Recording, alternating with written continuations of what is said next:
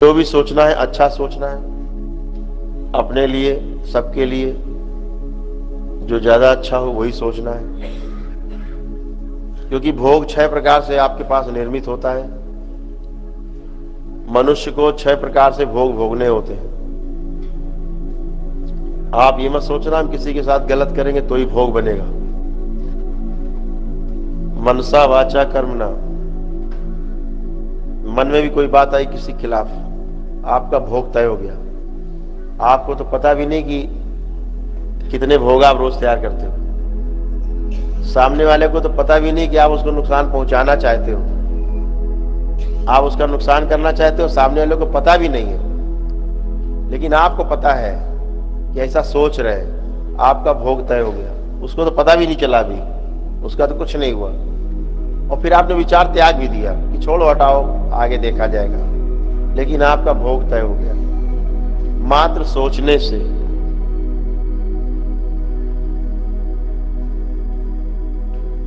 बोलने से भी, मनसा वाचा बोलने से, कर्मणा करने से, ऐसे ही कहा गया कि कृत कारित अनुमोदित, किया हुआ या किसी से कराया, किसी से भी करा दिया कि जाओ इसको इसे मार दो या इसको गाली दे आओ, तो कराया हुआ भी। और अनुमोदित, कोई गलत काम करके आया, आपने उसका समर्थन किया, या कोई गलत कार्य करने जा रहा है, आप उसका समर्थन कर रहे हैं। हाँ ठीक तो है, तुम सही हो, गलत तो वही है। ऐसा करके भी आप अपना भोग बढ़ाते हो। और हमेशा ध्यान रखो,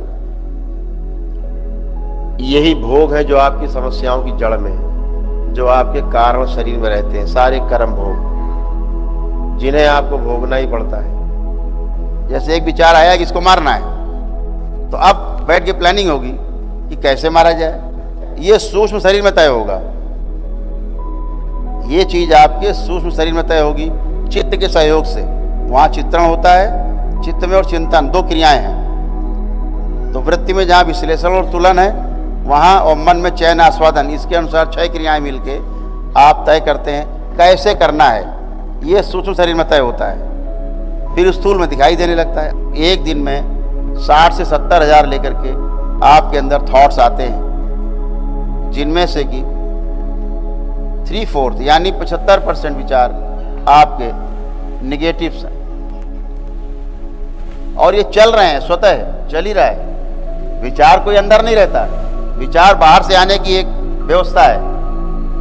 विचार कभी मूर्त रूप में नहीं रहता, विचार तो अंदर आता है और आपके अंदर जैसी भावना है उससे संयुक्त होकर के वैसा ही वाणी से प्रकट होता है। और विचार बाहर चला जाता है, विचार करते हैं आप, उसकी स्मृति रह जाती है अंदर। तो आपने कोई बात सुनी, सुनना तो बाहर से हुआ, लेकिन स्मृति आपके अंदर बन गई। तो आगे कोई इस तरह के कर्म भोग ना बने जिनसे कि आपको आगे समस्या पैदा हो, आगे आने वाली पीढ़ी को समस्या हो। यह बात आपको हमेशा ध्यान रखनी है। जब हम छोटे थे और कम उम्र थी और बाबा के पास जाते थे, तो बाबा के यहाँ मस्तक पर, इस जगह पर एक चिन्ह था जिससे हल्का सा पानी बहता रहता था। मतलब 1-8 घंटे में 1-8 बूंद पानी बह जाता, जरा सा था। एक रुपए के सिक्के भर का एक दाग था। बाबा ने कहा, बच्चा ये तुम लोगों के जो भोग हैं, जो हम अपने ऊपर लेते हैं, तो भोग नहीं है। तो बेटा ये भोग है तुम लोगों के, जो यहां से हम निकल जाते हैं।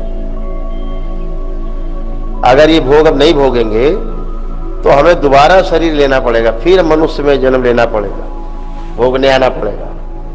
तो इसी शरीर में रह के भोग लेने दो। बाबा के शरीर छोड़ने के बाद वो दाग मेरे बन गया और फिर मेरे रिश्ता रहा। फिर ये करीब 3 वर्ष तक, जब तक बाबा ने दीक्षा नहीं दी, जो हमारी दीक्षा हुई स्वप्न में, तब तक ये दाग यहाँ बना रहा। फिर हमारे रिश्ता रहा 3 साल बाबा के समाधि लेने के बाद। तो हमेशा ध्यान रखना है, कोई भी कष्ट आता है तो उसको सकारात्मक भाव से लेना है कि ये हमारा कोई भोग है जो कट रहा है, अच्छी बात है, कट जाए। भोग कट जाने के बाद और गुरुओं कृपा से भोग अगर बहुत गहरे हैं तो गुरु कृपा से वो भोग हल्के हो करके और आपके कट जाते हैं। जैसे मान लीजिए चोट लग के पैर कटना है, इतना ही हुआ कि भाई चोट लगी और छुनियां कट गई, ठीक है, या नाखून उखड़ गया, बच गया पैर कटने से, ये गुरु कृपा। तो भोग कम हो सकते हैं बाबा की कृपा से, भगवान भोलेनाथ और मां कामाख्या कृपा से, क्योंकि शिव और शक्ति एक साथ भोग देने वाले, भोग काटने वाले, जीवन देने वाले, जीवन लेने वाले, पूरी सत्ता है, वो सत्ता की चाबी उनके पास है, वो कुछ भी कर सकते हैं। आपके सभी भोग निष्क्रिय करते हैं। बगैर भोग निष्क्रिय हुए आपके कष्ट नहीं जाते, जा नहीं सकते। अगर आपका भोग है तो आपका कष्ट नहीं जाएगा,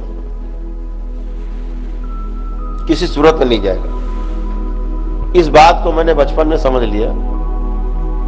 बाबा ने जब कहा कि तुम लोगों के कर्म भोग, यानी कर्म भोग वो अपने ऊपर ले लेते हैं, तब आपके कष्ट जाता है। तो ये बात समझ में आ गई थी कि बगैर कर्म भोग कटे आपको लाभ नहीं मिलता। आप दुनिया में घूमते रहो तो सब अच्छा होगा। स्मृतियां आपके जीने का आधार हैं। अगर आप कोई भी, एक कार्ड आपके यहाँ आता है निमंत्रण का, आपको निमंत्रण कार्ड आया, आप देखते हो, आपका तुरंत स्मृति वाला पिटारा खुलता है। अच्छा है, कौन? रामाश्रय। अच्छा हाँ, हमारी बिटिया की शादी में तो आए थे, बड़ा इन्होंने सहयोग किया था, जाना है। अभी स्मृति का पिटारा खुला, अरे यार बड़ा गंदा आदमी, हमारे किसी कार्य में तो आता नहीं, सहयोग करता नहीं, उल्टा ये करता वो करता। तो आप अपनी स्मृति के अनुसार निर्णय लेंगे। यहाँ जो भी आपके अवचेतन में है आप उसके अनुसार निर्णय लेते हैं हमेशा। तो ये सारा पीछे से लेने लगते हैं आप। तो इस पर कभी विस्तार से चर्चा होगी, लेकिन इतना समझना आवश्यक है कि अच्छा अच्छा सोचना है, सबके बारे में शुभ सोचना है। सब महापुरुष कहते हैं सबके बारे में अच्छा सोचो, वो बोलते हैं सबका कल्याण हो। सबके कल्याण में आपका भी कल्याण छुपा रहता है। तो सभी के लिए अंदर से भाव रहे, कल्याण हो। ठीक है।